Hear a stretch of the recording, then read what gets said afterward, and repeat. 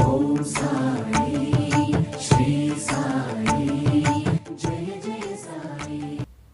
ఈరోజు సాయి అమృత పలుకులు. వివాదాల వల్ల, ఘర్షణల వల్ల ప్రయోజనం లేదు. వివాదాలను విడవండి. ఇతరులతో పోటీ పడకండి. మీ యొక్క వృద్ధిని, మేలును చూసుకోండి. అల్లా మాలిక్, భగవంతుడే సర్వాధికారి.